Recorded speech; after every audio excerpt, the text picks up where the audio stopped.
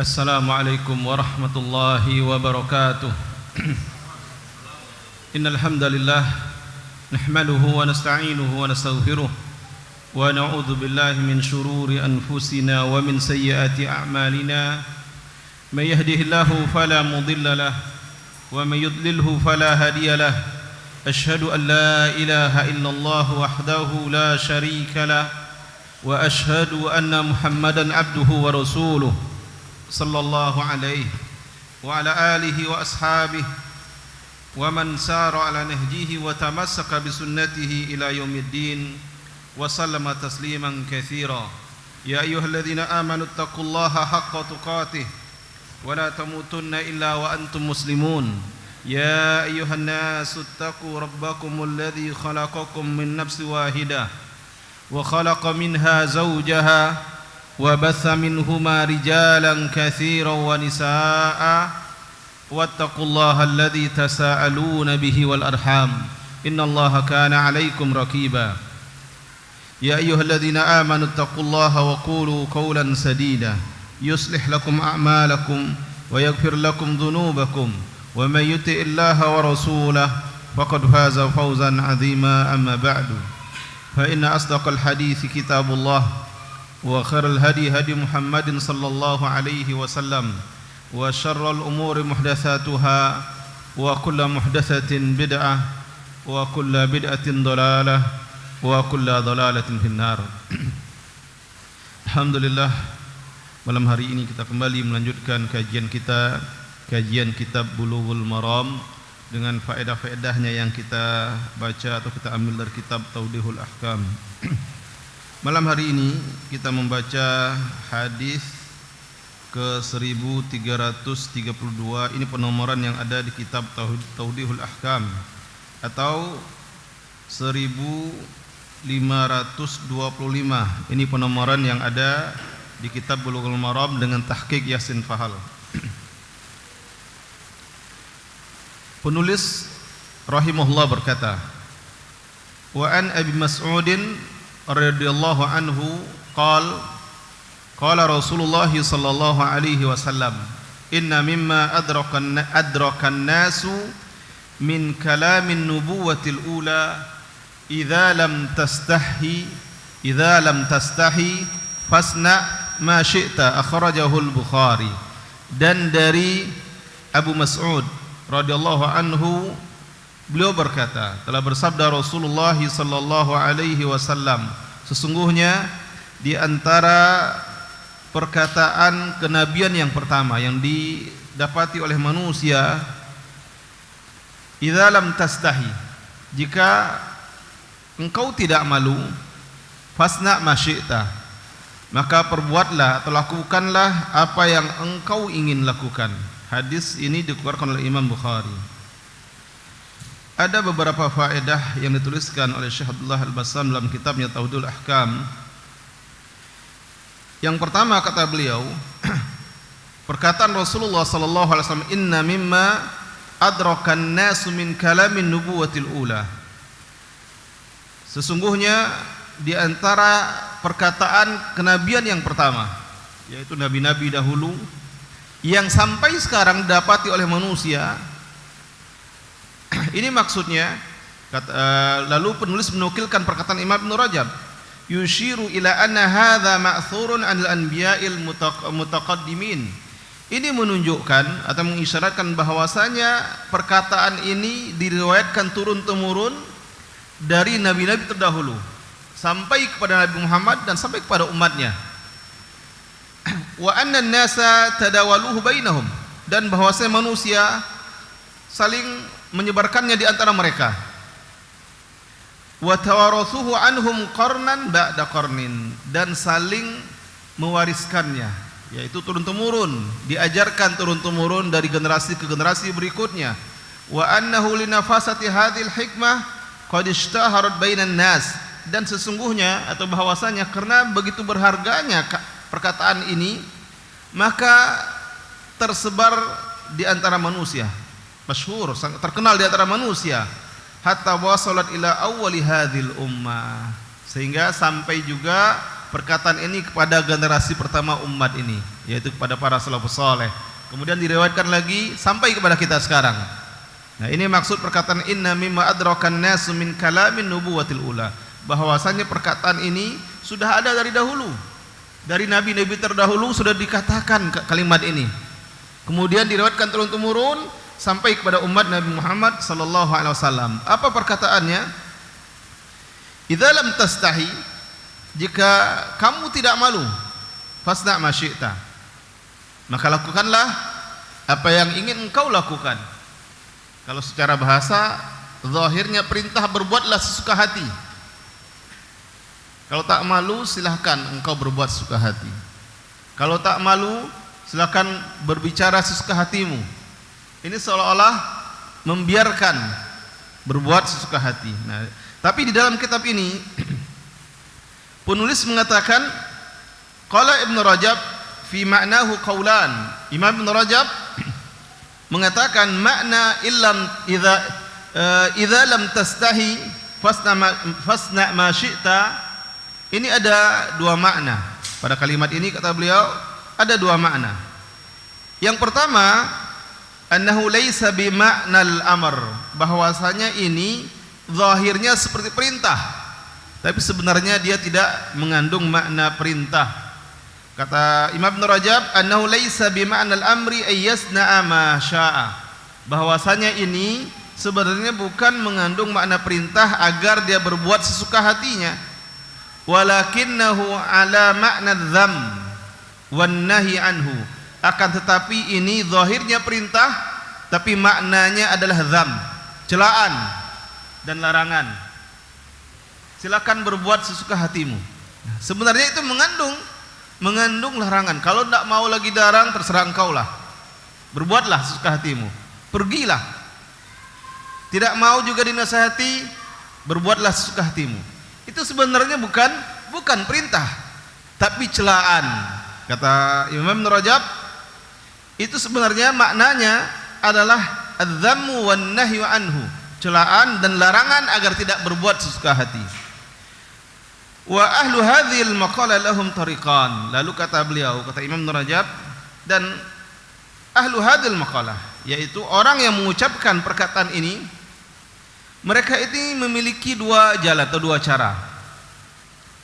Yang pertama kata mereka atau katanya, annal amra bi ma'na tahdid wal wa'id, bahwasanya perintah ini, bahwasanya perintah yang terdapat dalam kalimat idza lam tastahi fasna ma syi'ta, jika engkau tidak malu lakukan, maka lakukanlah sesuka hatimu. Kata Imam Ibnu Rajab, annal amra bi ma'na tahdid wal wa'id, perintah di sini mengandung makna kecaman dan ancaman. Ini maknanya. Wal makna, maka kalau dia mengandung ancaman, maknanya idza lam yakun haya, jika sudah tidak ada lagi rasa malu. Jika sudah tidak ada lagi rasa malu, fa'mal ma syi'ta, maka perbuatlah sesuka hatimu. Ini makna pertama. Ini makna pertama. Fallahu yujazika alaih, maka Allah akan membalas perbuatanmu. Jika sudah tidak ada lagi rasa malu, silakan berbuatlah suka hatimu, Allah yang akan membalasnya. Ini makna ancamannya. Seperti firman Allah Subhanahu wa taala di dalam surat Fussilat. Allah berfirman, "I'malu ma syi'tum, innahu bima ta'maluna basir." Berbuatlah sesuka hati kalian.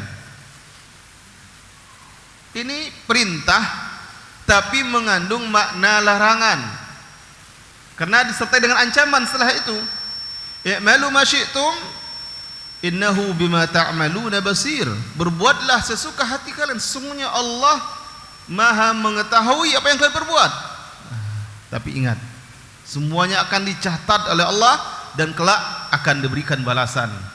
Kalau yang kalian perbuat sesuatu yang buruk, yang Allah benci dan Allah murkai, maka balasannya pun buruk. Kalau yang dilakukan sesuatu yang baik, sesuatu yang Allah cintai dan Allah ridai, maka balasannya pun balasan yang baik dari Allah Subhanahu wa taala. Ini makna yang pertama. Kemudian yang kedua, annal amra bima'nal khabar. Tadi dikatakan perintah itu sebenarnya mengandung makna ancaman, bukan betul-betul memerintahkan silakan berbuat, tapi sebenarnya adalah ancaman. Janganlah berbuat seperti itu. Kalau berbuat juga seperti itu nanti akan mendapat balasan yang setimpal dari Allah. Sedangkan makna yang kedua, annal amra bima'nal khabar, bahwasanya perintah fasna ma syi'ta, berbuatlah sesuka hatimu, itu mengandung makna khabar. Khabarnya apa? Informasi, pemberitahuan dari Allah Subhanahu wa taala. Berarti maknanya seperti apa?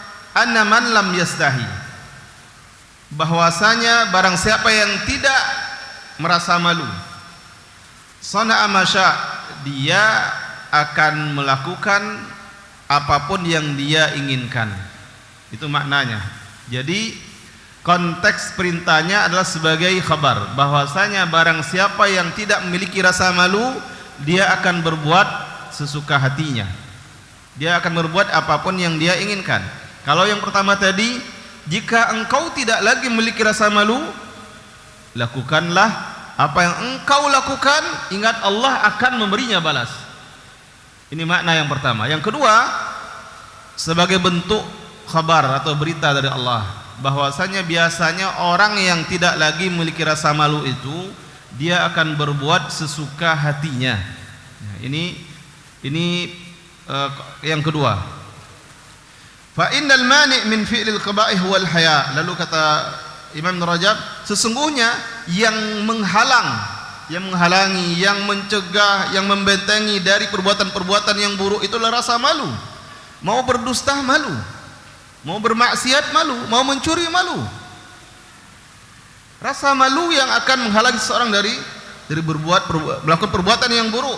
Faman lam yakun lahu haya, maka barang siapa yang tidak lagi memiliki rasa malu, maka dia akan berbuat sesuka hatinya perbuatan yang keji dan mungkar dengan hilangnya atau dikarenakan hilangnya rasa malu.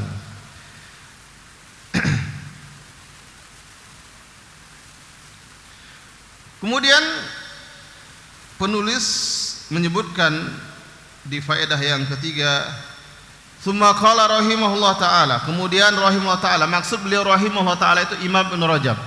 Kemudian berkata Imam Ibnu Rajab rahimahullah taala, wa'lam annal haya'a naw'an. Tadi setelah beliau menjelaskan makna malu yang ada di dalam sabda Rasulullah, fa illam tastahi fasna ma syi'ta. Dia sebutkan maknanya juga ada dua. Yang pertama mengandung makna ancaman, zahirnya perintah tapi itu ancaman dan larangan agar tidak berbuat seperti itu. Yang kedua bermakna khabar. Khabarnya kabar, Allah memberitahukan bahwasanya orang yang tidak lagi rasa malu maka akan berbuat suka hatinya. Lalu kata Imam Ibnu Rajab, al-haya'u naw'an. Sifat malu itu secara umum dibagi menjadi dua jenis. Ahaduhuma, yang pertama khuluqun wajibillah. Sifat malu itu adalah akhlak dan jibilah. Jibilah itu tabiat atau kebiasaan yang Allah berikan kepada seorang dari lahirnya. Ada orang yang memang sudah memiliki rasa malu dia. Ini yang pertama. Wa huwa min al-akhlaqi allati yamnahuha Allahu lil 'abdi wa yajbaluhu 'alaiha. Dan yang seperti ini, akhlak malu yang seperti ini adalah termasuk akhlak yang Allah berikan kepada hamba dan Allah jadikan itu sebagai sifat bawaannya. Ada yang seperti itu. Lalu yang kedua, muktasabun. Sifat malu yang didapatkan, yang bisa diusahakan, didapatkan. Bagaimana caranya? Muktasabun min ma'rifatillahi wa 'azamatihi. Sifat malu yang didapatkan karena mengetahui Allah, karena mengenal Allah dan keagungannya, muncul sifat malu. Dia tahu Allah Maha melihat. Malu untuk berbuat maksiat walaupun manusia tidak melihatnya. Dia tahu Allah Maha mendengar. Muncul rasa malu untuk berdusta. Kenapa? Karena Allah Maha mendengar, mungkin orang lain tidak akan mendengarnya. Dia tahu Allah Maha mengetahui, Maha melihat, Maha mendengar. Nah, sifat malu yang seperti ini karena mengetahui, mengenal Allah dengan cara yang baik, dengan mengenal Allah dan sifat-sifatnya dan keagungannya, sehingga muncul rasa malu yang menghalanginya atau menghindarinya dari berbuat yang Allah murkai. Dan juga sifat malu ini muncul dari pengetahuan atau mengetahui dekatnya Allah terhadap hamba-hambanya. Ketika seseorang menyadari Allah itu ilmunya dekat kepada hamba yang ma'rifatuhu, pengetahuannya, Allah itu secara zat jauh, tapi secara ilmu selalu menyertai hamba-hambanya. Pengetahuan Allah selalu meliputi hamba-hambanya. Maka hamba-hamba yang betul-betul mencari seperti ini, dia akan malu. Mungkin orang tua tidak melihat, mungkin teman tidak melihat, mungkin suami tidak mengetahui, mungkin istri tidak mendengar, tapi Allah Maha mendengar, Allah Maha melihat, Allah Maha mengetahui. Orang yang betul-betul menyadari dan meyakini Allah itu Maha melihat, Maha mendengar, Maha mengetahui, tidak ada satu yang luput dari ilmu Allah, maka akan selalu muncul rasa malunya yang akan menjadi benteng baginya dari ajakan-ajakan syaitan untuk berbuat maksiat dan keburukan. Lalu kata Imam Rajab, fahadha min a'la khisalil iman. Nah, ini rasa malu yang muncul karena meyakini, mengetahui dan meyakini Allah itu Maha melihat, Maha mengetahui, Maha mendengar. Ini adalah salah satu sifat iman yang paling tinggi. Sifat iman yang paling tinggi. Kenapa demikian? Karena banyak yang mengetahui tapi belum tentu betul-betul berhasil menerapkannya dalam kehidupan sehari-hari. Banyak yang berilmu Allah itu Maha mengetahui. Semua kita yakin, semua kita ditanya, apakah engkau paham atau meyakini Allah mengetahui? Semua yang mengatakan yakin Allah Maha mengetahui, Allah Maha melihat, Allah Maha mendengar. Tapi apakah semua manusia yang mengetahui sudah berhasil mengamalkan, menerapkan dalam kehidupan sehari-hari? Kadang tidak semua kita. Ada kalanya seolah-olah berbuat seolah-olah itu tidak mengetahui apa yang dilakukan, padahal Allah Maha mengetahuinya. Maka kata Imam Rajab, ini salah satu sifat-sifat iman yang paling tinggi. Bal huwa min a'la darajatil ihsan, bahkan dia termasuk derajat ihsan yang paling tinggi, yaitu malu kepada Allah Subhanahu wa taala karena meyakini Allah itu Maha melihat, Maha mendengar, Maha mengetahui. Jadi malu. Yang malu kepada Allah pasti dia juga malu kepada manusia. Tapi yang malu kepada manusia belum tentu malu kepada Allah. Banyak yang malu pada manusia, lalu ketika menyadari manusia tidak memperhatikannya, tidak mengetahuinya, dia akan berbuat atau melanggar larangan-larangan Allah Subhanahu wa taala. Tapi yang malu kepada Allah pasti dia malu kepada manusia. Kemudian di poin yang kelima, penulis kitab Tauhidul Ahkam mengatakan, tsumma qala rahimahullah. Dia masih menukilkan perkataan Imam Ibn Rajab.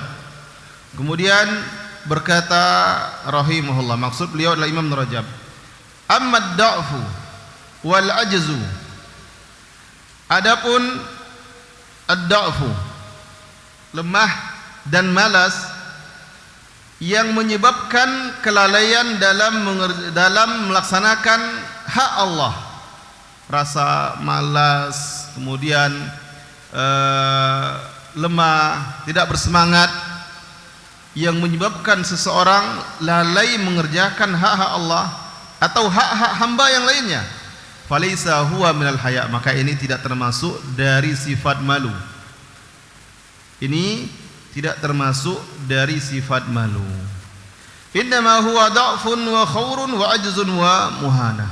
Ini adalah termasuk tanda seseorang itu lemah, tidak punya keberanian, tidak punya kekuatan. Termasuk tanda dia malas dan hina. Jika malu yang menyebabkan atau seseorang tidak bersemangat mengerjakan hak-hak Allah, tidak bersemangat menunaikan hak-hak manusia yang ada padanya, maka ini bukan termasuk sifat malu yang seperti ini.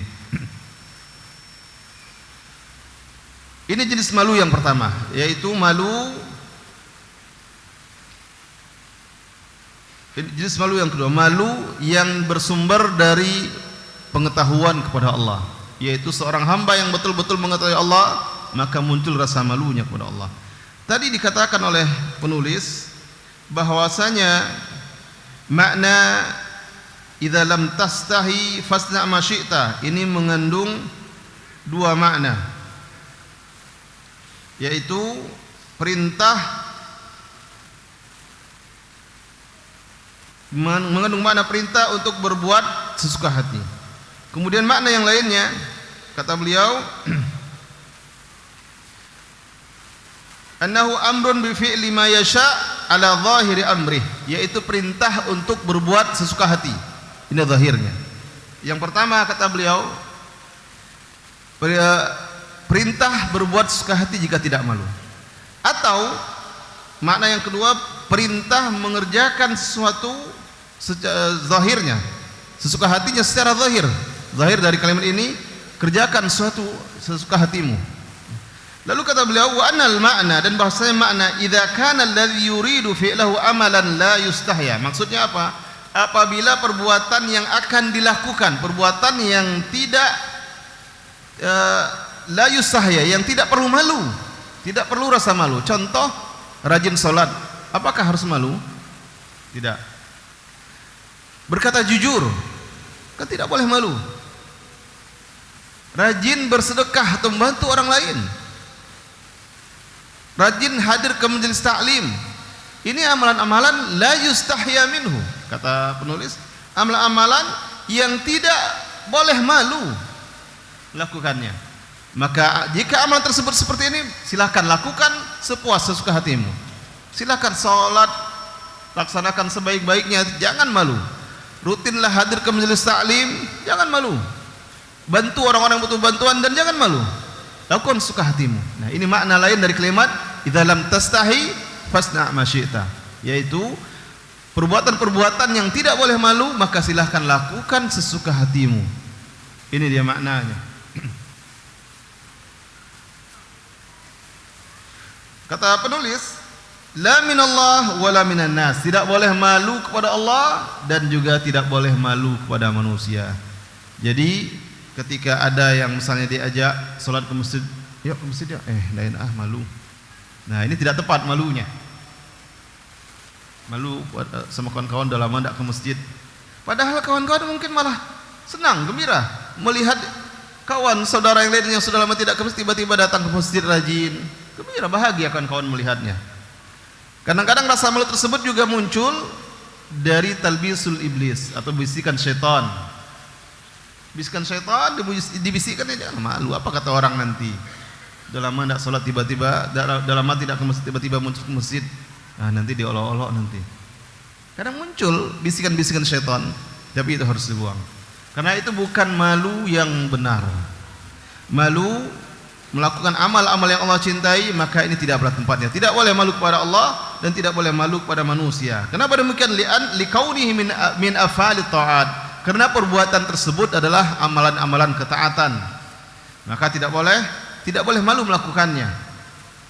Baik itu, bahkan juga jika itu akhlak yang baik, tidak boleh malu, tidak boleh malu melakukannya. Contoh, berpakaian rapi itu akhlak yang baik. Allah mencintainya. Innallaha jamilun yuhibbul jamal. Sesungguhnya Allah Rabb yang maha indah dan menyukai keindahan. Ketika disuruh pakai pakaian rapi, malu. Padahal itu sesuatu yang Allah sukai. Tentu jangan berlebihan, sewajarnya. Baju yang bersih, yang rapi, ini Allah menyukainya. Nah, ini contoh akhlak yang mulia. Atau seorang yang biasa berkata keras, kemudian tiba-tiba diajak dia berlatih agar berbicara dengan suara yang pelan, malu. Nanti apa kata orang, kok tiba-tiba berubah gaya bicaranya? Padahal tidak apa-apa. Hal-hal yang seperti ini perkara yang Allah sukai, maka tidak boleh malu dalam masalah yang seperti ini. Kemudian kata penulis, wa hadza qaulu jama'atin minal a'immah, dan ini pendapat jamaah atau sekelompok dari imam-imam agama ini, seperti Imam Tsauri, Imam Syafi'i, dan juga diriwayatkan dari Imam Ahmad seperti ini, bahwasanya tidak boleh malu melakukan perkara-perkara yang termasuk itu ketaatan kepada Allah atau termasuk akhlak-akhlak yang mulia. Tidak boleh malu melakukannya. Maka di antara makna yang dipahami oleh para ulama, idza lam tastahi fasna ma syi'ta, maksudnya jika engkau tidak malu melakukan suatu perkara yang memang tidak boleh malu, maka silahkan lakukanlah sesuka hatimu. Disebutkan beberapa contohnya tadi, perkara yang tidak boleh malu: melaksanakan berbagai ketaatan, puasa sunnah, salat wajib, salat sunnah, membaca Al-Quran, hadir ke majelis ta'lim, kemudian membantu orang-orang yang butuh bantuan. Itu perkara yang tidak boleh malu melakukannya. Maka silahkan lakukan sesuka hati. Kemudian kita beralih ke hadis berikutnya, hadis 1333. Hadis 1333. Berkata penulis Imam Ibn Hajar rahimahullah ta'ala, wa an Abi Hurairah radhiyallahu anhu qala, dari Abu Hurairah radhiyallahu anhu beliau berkata, qala Rasulullah sallallahu alaihi wasallam, telah bersabda Rasulullah sallallahu alaihi wasallam, al mu'minul qawiyyu khairun wa ahabbu ilallahi minal mu'minid da'if. Seorang mukmin yang kuat lebih baik dan lebih Allah cintai daripada mukmin yang lemah. Wa fi kullin khair, dan pada setiap orang, baik yang kuat maupun yang lemah, ada kebaikannya. Ihris ala ma yanfa'uk, bersemangatlah melakukan apa-apa yang bermanfaat untukmu. Wasta'in billah, dan mintalah pertolongan kepada Allah Subhanahu wa taala. Wala ta'jiz, dan jangan engkau lemah. Maksud jangan lemah, jangan malas. Jangan malas. Wa in asabaka syai', jika sesuatu menimpamu, fala taqul law anni fa'altu kadza kana kadza wa kadza. Jika sesuatu yang buruk menimpamu, maka janganlah engkau mengatakan, andai saja aku melakukan seperti ini, niscaya akan begini dan begini. Walakin qul, akan tetapi katakanlah, qadarullahi wa ma syaa fa'al.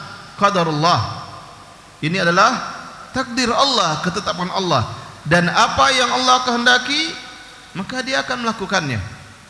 Fa inna law taftahu amal syaitan, sesungguhnya perkataan law, yaitu perkataan kalau, andai saja, seandainya, akan membuka amalan syaitan, akan membuka amalan syaitan. Akhrajahu Muslim. Hadis ini dikeluarkan oleh Imam Muslim. Banyak pelajaran yang disimpulkan oleh penulis kitab Tawdihul Ahkam Syarah Bulughul Maram. Pelajaran yang pertama, kata beliau, fihi istihbabul quwwati fil a'mal. Dalam hadis ini terdapat penjelasan disukainya sifat kuat dalam berbagai amal. Jangan kuat di sini, sungguh-sungguh bersemangat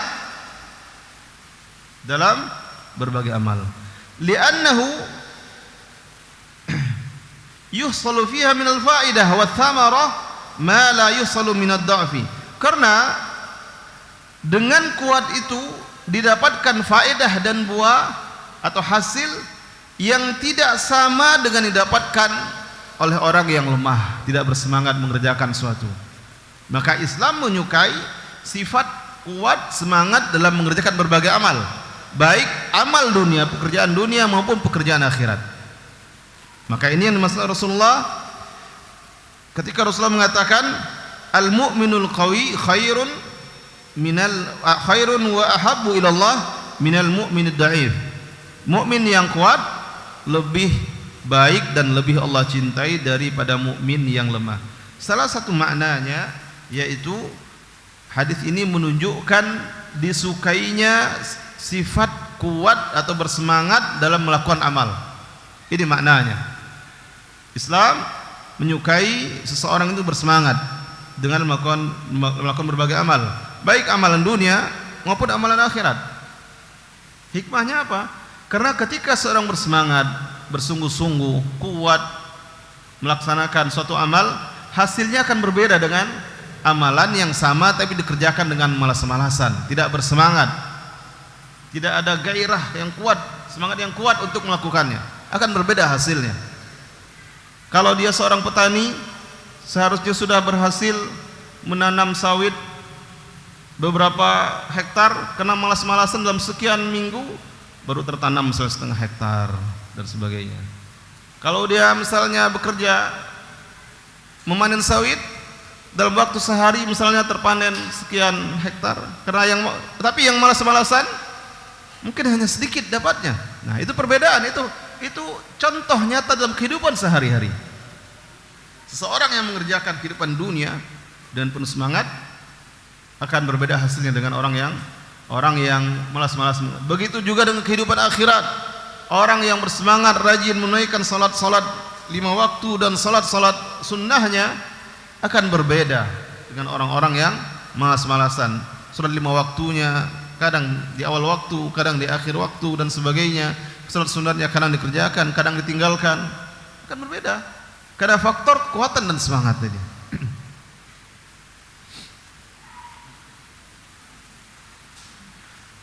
Allah Ta'ala berfirman di dalam surat Al-Qasas, ini menceritakan tentang Nabi Musa. Inna khaira man ista'jartal qawiyul amin. Sesungguhnya sebaik-baik orang yang engkau pekerjakan, orang yang engkau upah adalah al-qawiyul amin, orang yang kuat lagi terpercaya. Jadi kalau mau mencari pekerja, carilah kuat dan terpercaya. Ini Al-Quran mengisyaratkan demikian. Kalau dia kuat tapi tidak terpercaya, nah siap-siaplah. Kalau cari pekerja petugas panen sawit, mungkin saja hasil panen ada yang disembunyikan dahulu, nanti sudah waktu tertentu dia datang lagi ambil lagi. Itu banyak terjadi. Ada saja tandan-tandan sawit itu yang disembunyikan, masuk ke parit cacing istilahnya. Kalau di kebun-kebun sawit yang daerah-daerah lahan gambut biasanya ada parit cacingnya. Di antara di setiap lorong-lorong sawit itu. Nah, kadang-kadang ada saja ditemukan buah sawit masih baru, padahal yang lain sudah dikumpulkan di pinggir jalan untuk dijemput oleh truk. Itu biasanya pekerjaan ya yang tukang manen. Dia kuat, tapi tidak amanah. Atau yang amanah masih mendingan kalaupun tidak kuat. Tapi juga tidak banyak hasilnya, amanah tapi tidak kuat, tidak banyak hasilnya. Allah juga berfirman di dalam surat Al-Baqarah ayat 63. Khudhu ma atainakum biquwwah. Ambillah, terimalah apa yang kami berikan kepada kalian dengan kuat. Ambil dengan kuat, dengan semangat dan sebagainya. Allah juga berfirman di dalam surat Maryam ayat 12. Ya Yahya khudil kitaba biquwwah. Wahai Yahya, ambillah kitab tersebut dengan kuat. Allah menyebutkan di sini beberapa kalimat kuat. Ini menunjukkan begitu disukainya sifat kuat ini. Disukai oleh Allah, oleh Rasulullah, dan disukai di dalam Islam. Ini kan sifat yang disukai.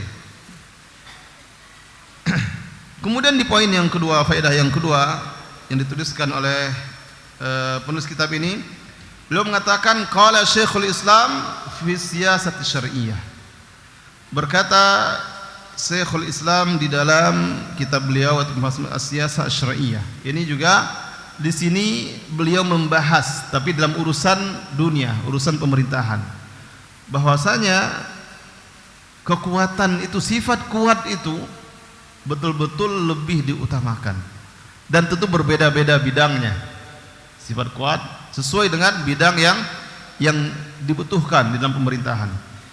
Kalau dalam peperangan, maka sifat kuat tersebut adalah sifat keberanian dan juga pengalaman dalam berperang, kata beliau. Kalau yang berhubungan dengan hukum, pengadilan dan sebagainya, maka sifat kuat tersebut adalah al-ilmu bil adli alladhi dalla alaihi al-kitab was sunnah, yaitu mengetahui keadilan yang ditunjukkan oleh Al-Quran dan Sunnah. Karena menetapkan, memutuskan hukum perkara di antara manusia harus mengetahui ilmunya, dalil-dalil Al-Quran dan Sunnah. Begitu juga dengan hal-hal yang lainnya. Maka ini berbeda-beda dalam urusan pemerintahan. Lalu kata penulis, ammal haditsu huna, adapun yang dibicarakan dalam hadis ini. Dalam hadis ini bahwasanya Allah mencintai mukmin yang kuat, lebih Allah cintai dan lebih baik dan lebih Allah cintai dari mukmin yang lemah. Hadis ini kata beliau, fal muradu fil a'malil akhirah, maksudnya dalam amalan akhirat. Mukmin yang kuat lebih baik dan lebih Allah cintai daripada mukmin yang lemah. Kata penulis, fal muradu fi a'malil akhirah, dalam hadis ini maksudnya dalam melakukan amal-amal akhirat, yang dengannya dengan kekuatan tersebut dia akan lebih terdepan dalam masalah jihad. Dia akan lebih kuat, lebih mantap, lebih berani beramar ma'ruf nahi munkar. Dia akan lebih sabar dalam menghadapi keburukan, perlakuan buruk orang lain, dan dia lebih mampu menanggung beratnya menunaikan perintah Allah, dan dia juga mampu melaksanakan hak-hak Allah dalam berbagai ketaatan. Ini maksudnya, dan ini yang diinginkan oleh Rasulullah dalam hadis ini. Maksud dalam hadis ini, al-mu'minul qawi khairun wa ahabbu ilallah minal mu'minid dha'if. Maksudnya kuat, bersemangat dalam urusan akhirat, lebih Allah cintai, lebih baik daripada yang lemah, yang malas-malasan dan tidak bersemangat. Ini maksud hadis ini. Masuk waktu Isya? Belum? Baik. Lalu kata beliau di poin yang keempat, amad da'if, kebalikan. Kalau tadi yang kuat dalam urusan amalan akhirat, adapun da'if, orang yang lemah, fahuwa bil aks min dzalik, maka itu kebalikan, lawan dari al-qawi tadi. Fala yahsulu minhu kamal al-matlub, maka orang yang lemah tidak akan didapatkan darinya kesempurnaan terhadap apa yang diminta. Misalnya dia diminta, seorang mukmin diwajibkan melaksanakan salat 5 waktu. Berbeda antara orang yang qawi dengan yang dhaif. Yang qawi tadi melaksanakan dengan sebaik-baiknya, bahkan disempurnakan dengan salat-salat sunnahnya. Sedangkan yang dhaif tadi, salat wajib pun dia malas-malasan, apalagi salat sunnahnya.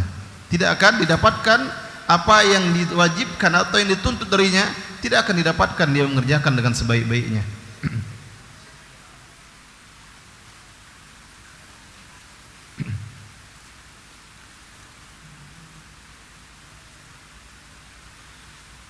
Kemudian faedah yang kelima, sabda Rasulullah, ihris ala ma yanfa'uka, bersungguh-sungguhlah melakukan apa yang akan memberikan manfaat untukmu.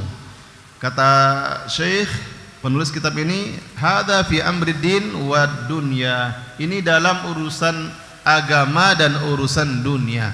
Bersemangatlah baik dalam urusan agama ataupun dalam urusan dunia. Wa ahammul manafi' wal matalib, dan manfaat yang paling penting, huwa ma yatlubu min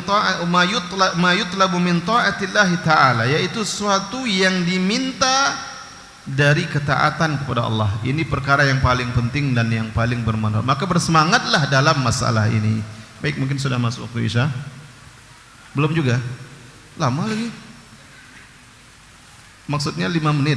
Oh, kira tadi 2 menit.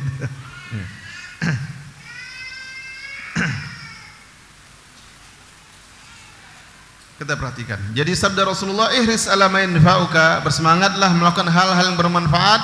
Ini maksudnya bermanfaat untuk urusan agama dan urusan dunia, bermanfaat untuk akhirat dan bermanfaat untuk dunia. Dan perkara yang paling penting, ahamul manafi, manfaat yang paling penting, yaitu manfaat mengerjakan ketaatan kepada Allah Subhanahu wa taala. Karena dalam mengerjakan ketaatan kepada Allah itulah sebab kebahagiaan yang hakiki. Kalau dunia, bersemangat mengerjakan dunia karena ingin bahagia di dunia, itu kebahagiaan yang semu. Ada yang memang bahagia di dunia tapi hanya sebatas dunia, atau bahkan yang lebih parah lagi, walaupun dia bersemangat untuk mendapatkannya tapi dia tidak juga bahagia di dunia, apalagi di akhirat. Nah, ini parahnya kalau hanya ke dunia saja. Maka penulis mengatakan yang paling penting itu adalah mengerjakan berbagai ketaatan yang dengannya didapatkan kebahagiaan yang abadi di akhirat kelak.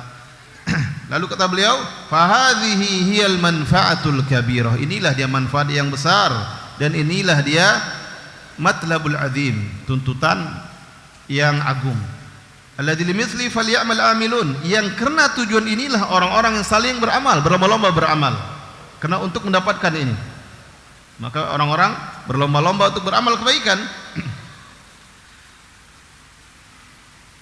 Lalu kata penulis, wal abdu muhtajun ilal umurid dunyawiyah, dan hamba juga butuh kepada urusan-urusan dunia, kama huwa muhtajun ila umurihi diniyah, sebagaimana dia juga butuh kepada urusan-urusan agamanya. Jadi ini dua hal yang dibutuhkan oleh manusia. Ketika masih hidup di dunia, tidak mungkin bisa lepas dari urusan dunia. Maka penulis mengingatkan di sini, kata beliau, dan seorang hamba itu butuh pada urusan duniawiyah.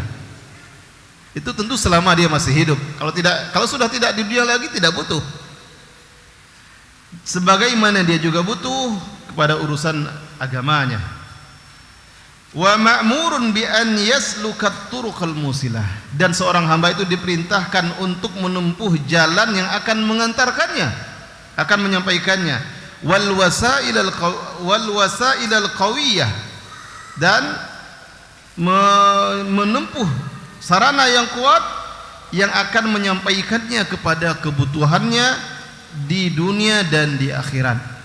Tidak mungkin butuh dunia, butuh akhirat, tapi tidak mau menempuh jalan untuk itu. Dunia misalnya, dia butuh nafkah harian yang dia butuhkan, tapi malas bekerja. Dia butuh pahala, tapi malas beribadah. Maka mustahil seorang itu akan mendapatkan ini dengan rasa malas. Oleh karena itu Rasul mengatakan, ihris ala ma yanfa'uka, bersungguh-sungguhlah melakukan apa yang bermanfaat untukmu. Karena dengan rasa malas tidak mungkin perkara dunia terpenuhi, apalagi perkara akhirat tidak mungkin terpenuhi dengan rasa malas, dengan malas-malasan. Semuanya butuh kepada ketekunan dan sungguh-sungguh untuk mendapatkannya.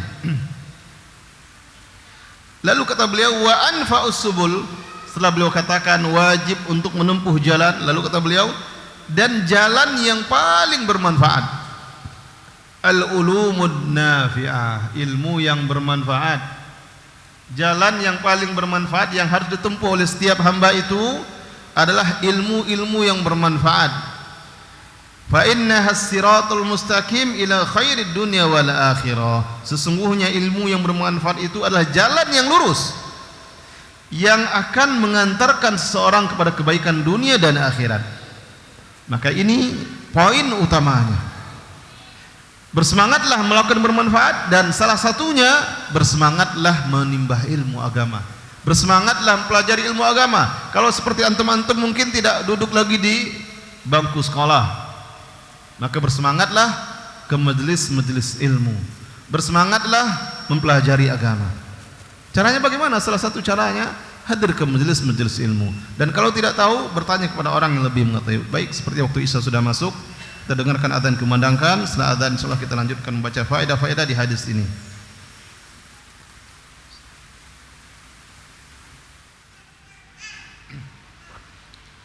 Baik, kita lanjutkan faedah yang keenam dari hadis ini, yaitu dari perkataan Rasulullah sallallahu alaihi wasallam, wasta'in billah.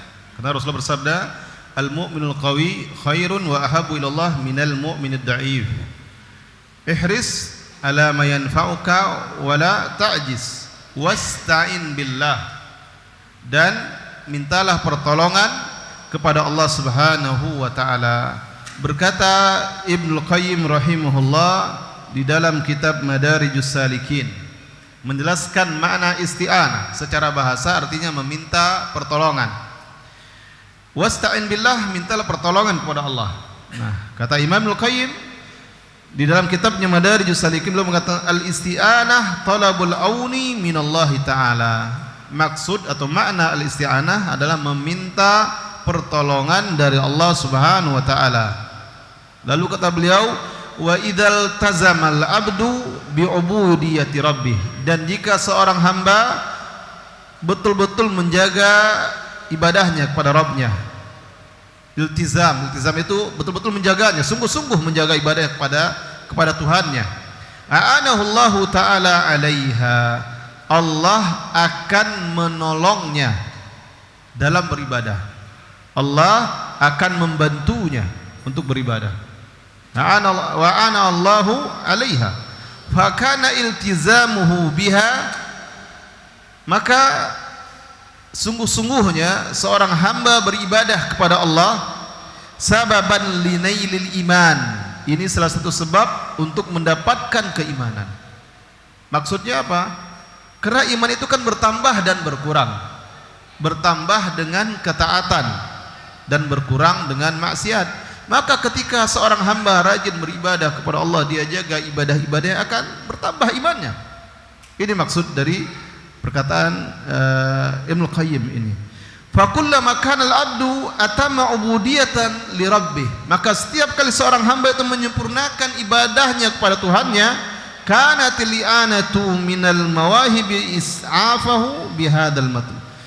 Kanat li'anah minallahi lahu a'zam, maka pertolongan dari Allah itu lebih besar lagi, semakin besar. Setiap kali seorang hamba makin tekun beribadah, makin menjaga ibadah kepada Allah, maka setiap kali itu pula lah pertolongan Allah semakin besar, semakin bertambah pertolongan Allah Subhanahu wa ta'ala. Lalu kata Ibnu Qayyim, wa anfa'ud du'a talabul auni minallahi ala mardatih, dan doa yang paling bermanfaat itu meminta pertolongan Allah atas apa-apa yang dia ridhai. Minta pertolongan Allah untuk melakukan perkara-perkara yang Allah ridhai. Minta pertolongan Allah agar Allah ridho. Bagaimana agar Allah ridho? Yaitu melaksanakan atau melakukan berbagai amalan-amalan yang Allah ridhai. Wa afdalul mawahib, dan sebaik-baik pemberian dari Allah dan sebaik-baik pertolongan dari Allah bihadzal matlub adalah meminta dengan ini, yaitu meminta agar Allah beri kemudahan melakukan apa yang Allah ridhai. Nah, itu doa atau doa yang terbaik seperti itu, meminta Allah agar Allah mudahkan kita beribadah, minta agar Allah mudahkan kita melakukan apa-apa yang Allah ridhai.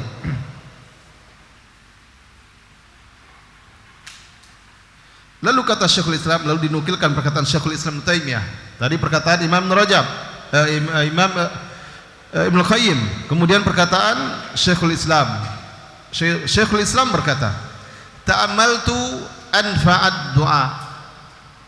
Saya cermati, saya perhatikan doa yang paling bermanfaat. Jadi dia cermati, dia amati.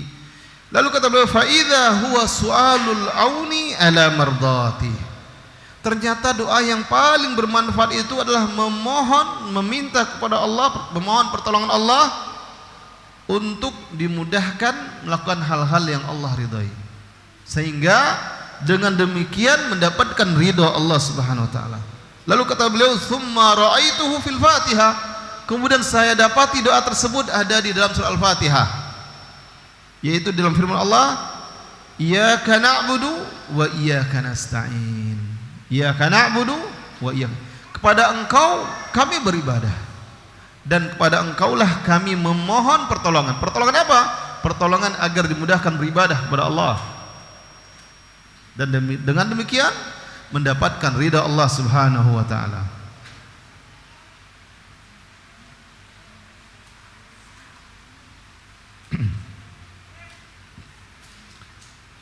Kemudian poin yang ketujuh atau faedah yang ketujuh, wala ta'jiz. Karena kata Rasulullah, ihris ala ma yanfa'uka wala ta'jiz. Bersemangatlah melakukan apa yang bermanfaat untukmu dan jangan lemah, jangan malas. Al-ajaz yakunu bi amrain. Kata penulis kitab Tauhidul Ahkam, sifat al-ajaz yang maknanya adalah lemah, malas, lalai, itu ada dua perkara. Yakunu bi amrain. Rasa malas itu, sifat malas, sifat lemah itu dengan dua perkara. Yang pertama, huwa tarkul amali wa ihmalul qiyami bil asbabil muwassilatu ilal matlub, yaitu tidak melakukan atau melalaikan sebab-sebab yang akan mengantarkan kepada apa yang diinginkan. Yang tadi saya sebutkan contohnya, ingin mendapatkan pahala yang banyak. Berarti apa sebabnya? Rajin beribadah, tekun beribadah. Ingin mendapatkan ampunan, meninggalkan maksiat dan memperbanyak amal soleh. Itu sebab. Maka salah satu makna wala ta'jiz, yaitu jangan malas, jangan lemah, ini ya, dengan meninggalkan sebab-sebab yang akan mengantarkan kepada sesuatu yang diinginkan. Itu bentuk sifat malas tersebut.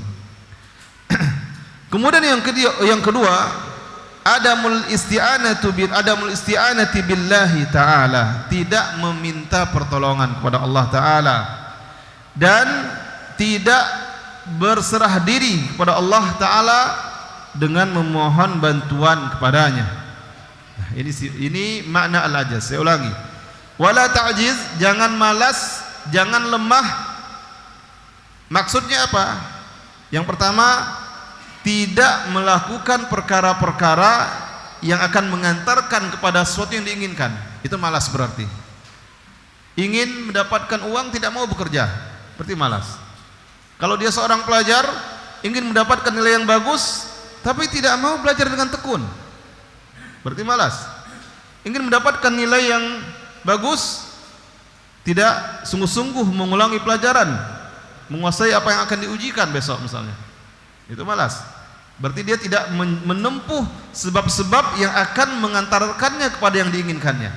Kalau dalam urusan akhirat, urusan dunia, urusan agama, ingin mendapatkan pahala yang banyak, ingin diberatkan timbangan amalnya, tapi malas beribadah, malas sholat 5 waktu, malas membantu orang tua, malas baca Al-Quran, malas berbuat berbagai amal kebaikan, berarti dia tidak menempuh sebab-sebab yang akan membawanya atau mengantarkannya kepada sesuatu yang diinginkannya. Nah, ini malas. Ini makna al-ajaz. Atau makna yang kedua, tidak meminta pertolongan kepada Allah dan tidak berserah diri kepada Allah dan percaya kepada keyakinan sendiri. Terlalu percaya. Saya bisa kok. Ini hasil kerja saya sendiri. Saya bisa begini, ini usaha saya. Ini jerih payah saya. Hanya kepada diri dia sendiri. Ini juga bentuk al-ajaz, bentuk lemah tadi. Kemudian poin yang ke-8, kata penulis, wa minal ajaz, dan di antara bentuk al-ajaz juga, bentuk lemah juga, ayyadu al-abdullah ta'ala wa yatluba minhu ta'ala qada'a hajatihi wa tashila muhimmatihi fala yarul ijabah adh-dhahirah. Seseorang itu berdoa kepada Allah dan meminta Allah memenuhi atau memenuhi apa yang diinginkannya. Dia berdoa kepada Allah, meminta sesuatu, dan dia belum melihat apa yang diminta dikabulkan. Fala yarul ijabah adh-dhahirah. Dia tidak melihat dikabulkan secara zahir. Contoh misalnya seorang yang susah dapat anak misalnya, sudah sekian tahun berumah tangga, belum Allah karunia anak, sudah sering berdoa, sudah mencoba berbagai pengobatan yang diperbolehkan secara syariat ataupun sampai sebelum dia mungkin belum dia mengaji, sudah ke orang pintar atau orang yang pura-pura pintar juga dan sebagainya, belum juga. Akhirnya dia putus asa. Nah, belum melihat apa yang dimintanya kepada Allah itu dikabulkan.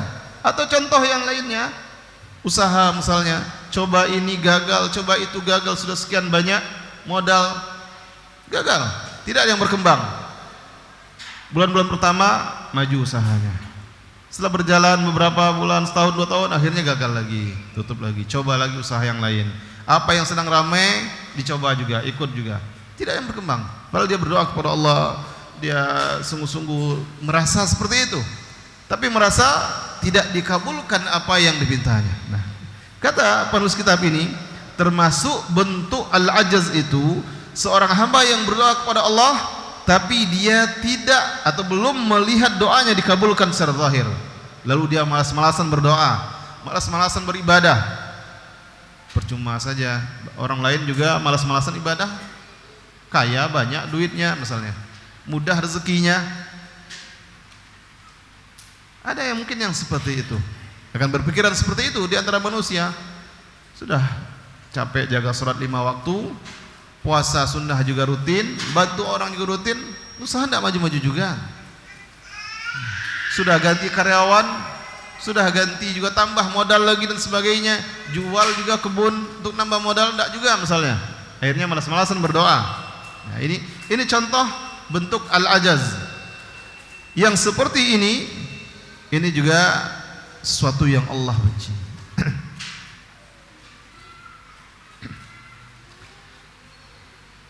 Bahkan di dalam kitab Al-Jawabul Kafi, Al-Imam Ibnu Qayyim menyebutkan,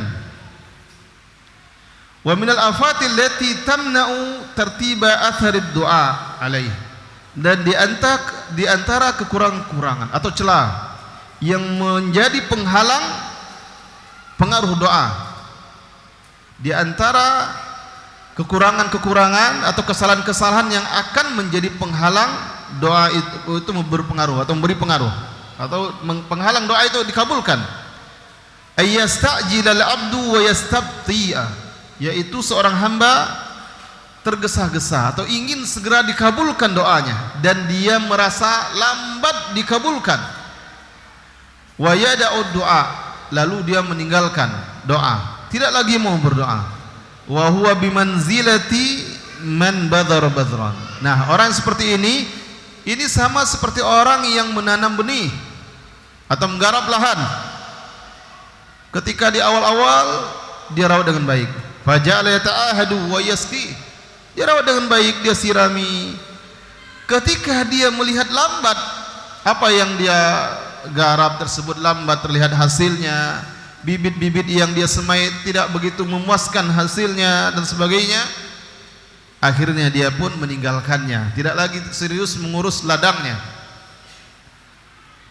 Ini diibaratkan orang yang berdoa ketika dia merasa lambat dikabulkan lalu dia tinggalkan doa, sama seperti orang yang seperti ini, yang berkebun melihat hasilnya tidak seperti yang diharapkan lalu dia tinggalkan kebunnya. Nah, diibaratkan oleh Imam Al-Qayyim seperti itu.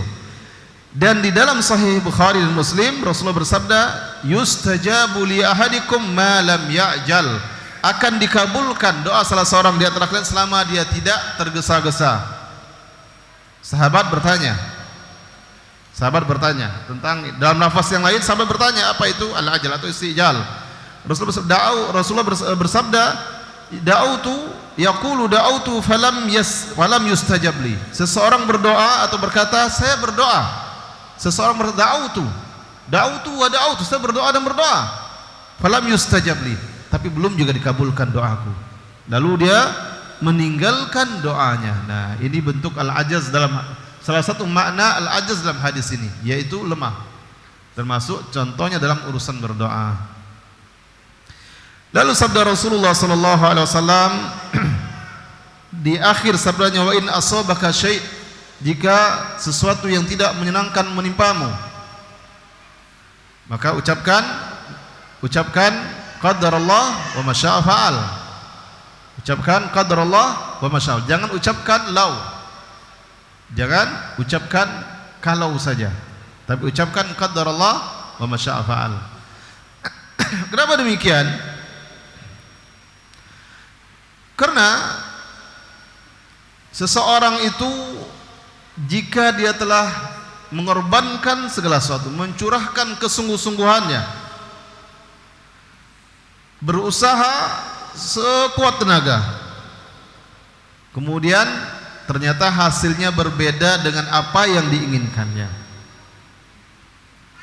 ternyata apa yang diinginkannya tidak dia dapatkan,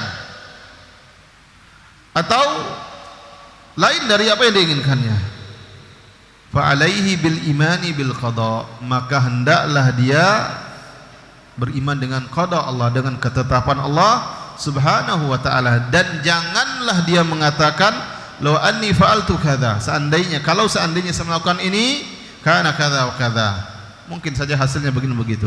Kenapa demikian? Karena kalimat andai saja atau kalau saja, seandainya saja, ini kalimat ini akan membuka amalan syaitan atau akan menggiring seseorang melakukan sesuatu yang lebih disukai oleh syaitan dan dibenci oleh Allah Subhanahu wa ta'ala. Salah satunya dia akan mengingkari takdir Allah, tidak ridho dengan apa yang telah Allah tetapkan. Dia tidak sabar terhadap takdir Allah yang berlaku pada dirinya. Ini salah satu yang disebabkan jika banyak mengucapkan lau. Dan lau di sini, lau yang tercela itu jika setelah terjadi dan sebagai bentuk ungkapan kekecewaan, ini yang tercela. Jika evaluasi, misalnya seseorang sudah merencanakan sesuatu dengan timnya, ketika perencanaan memang ada plan A, plan B, rencana A, rencana B. Lalu ternyata dalam pelaksanaan dipilihlah rencana A. Setelah ditempuh, dilaksanakan, ternyata tidak sesuai yang diharapkan. Lalu setelah dievaluasi kembali, berarti tadi kalau yang rencana B yang kita kerjakan mungkin hasilnya seperti ini. Nah, itu seperti itu boleh, karena dia bukan ungkapan kekecewaan. Atau ketika sebelum terjadi, kalau sebelum terjadi, ini juga bukan sebagai ungkapan kekecewaan terhadap takdir Allah. Contoh, kalau kamu sungguh-sungguh belajar, nilai kamu insya Allah bagus. Itu motivasi. Kalau sungguh-sungguh, insya Allah nilai kamu bagus. Kalau kamu tekun bekerja, tahun depan naik, posisimu naik. Kalau tahun ini kamu tekun bekerja, setelah tahun depan, nah, itu motivasi. Itu tidak terlarang. Yang terlarang jika setelah terjadi perkara yang tidak diinginkan, lalu keluar ungkapan yang mengandung makna tidak ridho terhadap apa yang telah Allah takdirkan. Ini yang terlarang, dan ini yang Rasulullah maksudkan dalam hadis ini. Adapun yang lainnya, jika hanya sebagai evaluasi atau anjuran, kalau begini nanti insya Allah akan begini. Kalau kamu misalnya jujur dalam bekerja, amanah dalam bekerja, insya Allah ada bonus. Nah, itu bukan perkara terlarang yang seperti itu. Ada contoh yang lainnya seperti dalam hadis riwayat Ahmad dan Tirmidzi, ketika Rasul mengatakan innamad dunya li arba'ati nafar, sesungguhnya di dunia ini ada empat tipe manusia. Disebutkanlah yang pertama, seorang hamba yang Allah berikan harta dan ilmu, lalu dia pergunakan untuk bertakwa kepada Allah, dia sambungkan silaturahimnya, dan dia mengetahui hak-hak Allah yang ada pada hartanya dan pada ilmunya. Maka kata Rasulullah, orang ini ditempatkan atau mendapatkan tempat yang paling mulia. Lalu hamba yang kedua, hamba yang Allah berikan ilmu tapi Allah tidak berikan harta, dan orang ini benar niatnya sehingga dia berkata, lau anni malan, seandainya saya memiliki harta seperti fulan, lau anni malan, seandainya saya memiliki harta yang banyak, la amiltu bi amali fulan, maka saya akan melakukan atau beramal dengan amalan si fulan. Dengan orang yang pertama berilmu dan berharta, dan dia dermawan dengan hartanya dan dia amalkan ilmunya. Lalu orang yang kedua, Allah beri ilmu tapi tidak Allah beri harta, dan dia gunakan kalimat lau. Ini bentuk lau yang terpuji. Kalau saja saya punya harta yang banyak seperti sefulan, saya juga akan gunakan untuk di jalan Allah Subhanahu wa taala. Kemudian yang ketiga, seorang hamba yang tidak Allah beri ilmu. Allah beri harta, tidak Allah beri ilmu. Hartanya banyak, tapi dia tidak takut kepada Allah karena tidak ada ilmunya. Dia tidak takut kepada Allah, dia gunakan hartanya sesuka hatinya untuk di jalan yang Allah murkai. Dia tidak hubungkan silaturahimnya, dia tidak tunaikan hak-hak Allah dan sebagainya. Kata Rasulullah, orang ini mendapatkan tempat yang paling buruk. Yang keempat, seorang hamba yang tidak Allah beri harta, tidak pula Allah beri ilmu. Lalu dia berkata, lau anna limalan, seandainya saya memiliki harta, saya akan berbuat seperti si fulan, seperti orang yang ketiga. Punya harta, tidak punya ilmu, dia gunakan hartanya untuk di jalan yang Allah murkai. Lalu yang keempat, tidak punya harta, tidak punya ilmu, yang ada hanya andai-andai saja, angan saja. Kalau saja saya punya harta banyak, saya akan berbuat seperti fulan, saya akan berpoya-poya, saya akan bermaksiat, saya akan bersenang-senang dan sebagainya. Kata Rasulullah, maka orang ini dengan niatnya dia ditempatkan di tempat yang buruk, sama seperti orang yang ketiga tadi. Nah, itu contoh dalam hadis tersebut penggunaan lau yang diperbolehkan, yang diperbolehkan, karena tidak mengandung makna mengingkari takdir Allah. Tapi launya, kalau saya punya harta saya akan berbuat seperti ini. Itu andai atau angan-angan yang seperti itu. Adapun yang ketiga dan keempat, karena angan-angannya buruk, maka dia ditempatkan di tempat yang buruk. Dan penyebab angan-angannya buruk karena tidak ada ilmu yang membimbingnya. Nah, hadis ini juga menunjukkan begitu tingginya kedudukan ilmu. Dengan ilmu, orang pertama dan kedua Allah berikan tempat yang mulia. Karena tanpa ilmu, orang yang ketiga dan keempat Allah tempatkan di tempat yang buruk. Nah, ini pelajaran kita di malam hari ini, bahwasanya kalimat lau yang disebutkan dalam hadis Rasulullah ini adalah lau yang terlarang, yaitu lau menunjukkan kecewa terhadap takdir Allah. Jika bukan sebagai bentuk kecewa terhadap takdir Allah, maka ini kalimat lau yang tidak terlarang. Sampai di sini kajian kita. Mungkin ada tanya jawab, silahkan sebelum kita tutup. Ada pertanyaan? Silahkan jika ada. Baik, silahkan.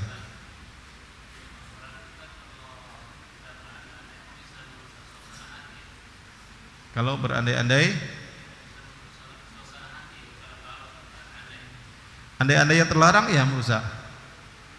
Tapi andai-andai yang tidak terlarang, contoh, lihat tetangga kita berangkat haji atau berangkat umroh.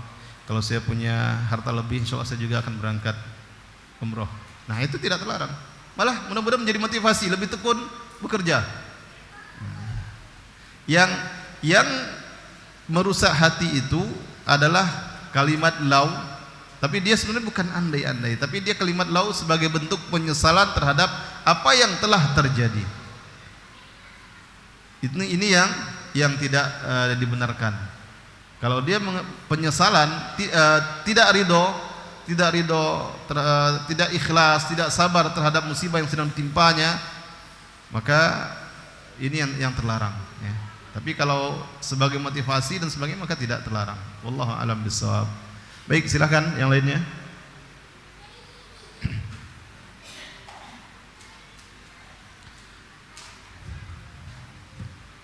Sepertinya sudah tidak ada pertanyaan. Kita cukupkan sampai di sini kajian kita malam hari ini. Semoga bermanfaat untuk kita semuanya. Wabillahi taufiq wal hidayah. Wassallallahu wasallam ala nabiyina Muhammad. Wassalamualaikum warahmatullahi wabarakatuh.